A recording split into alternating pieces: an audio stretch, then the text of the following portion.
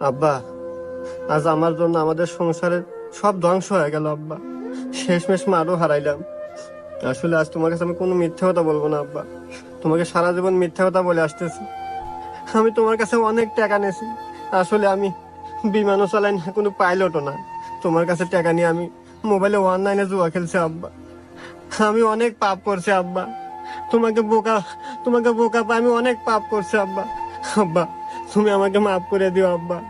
আব্বা, তুমি আমাকে মাফ করে দিও, আমাকে ক্ষমা করে দিও আব্বা। আব্বা, তুমি আমাকে মাফ করবে না আব্বা?